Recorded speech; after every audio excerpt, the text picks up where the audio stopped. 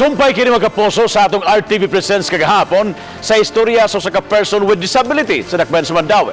Mas gipalambo pa ang sports activities alang sa ilang sektor. Ang RTV Presents ni Nico Serino.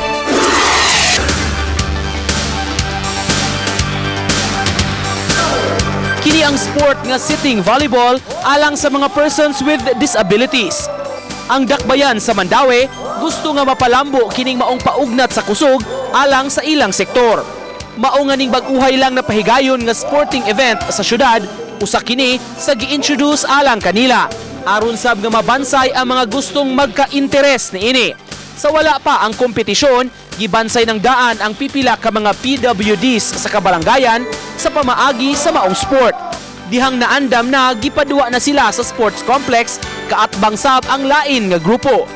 Itandi sa naandan nga volleyball game, mas gamay ang court alang niini ug gipamove-an ang net.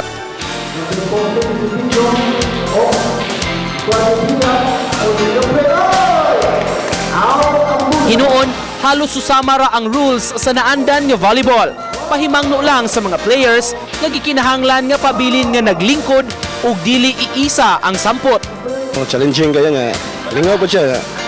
Kanang makakuan sa daw kan sa benepisyo po sa health namo ba kay naming sports para sa mga PWD. Plano sa Dakbayan, mas paladman pa ang maong sport aron mas daghang PWDs ang mahatagan og kahigayunan nga makaduwa niini. Actually sir, sa among office gyud nahuna-hunaan ang gid namo kay since na-engage naman mi sa mga sports.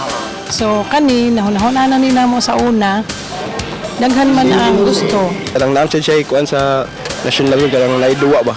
So silbi way ni namo nga makita bit mga player nga makabuo mig team para sundod na yung mga national games, maka-appeal mi. Gawa sa volleyball, usasab sa gipalambo nga sport alang sa PWD sector sa Mandaue ang basketball. Sakay sila sa ilang wheelchair.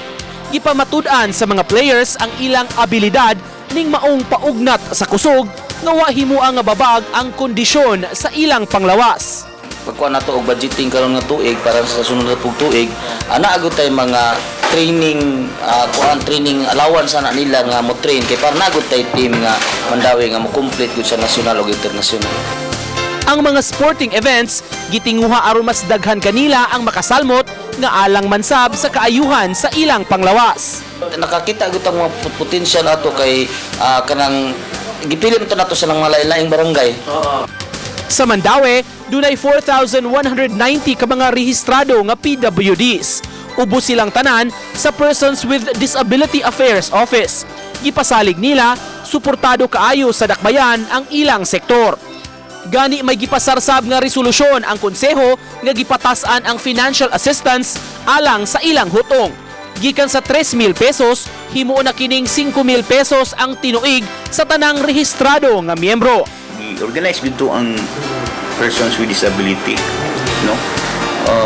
Every barangay do nag organization for PWD para makita nga the sector is there, no? Giving recognition sa sector, no? Usasab sa gipangandaman sa PDAW office ang kasaulugan sunod semana sa National Disability Prevention Week. To help disseminate information that there is a sector like us, no? Giving highlight. Uban ni Marlon Melgazo o Clans Gabutin, ako si Nico Sereno o kini ang akong short docu.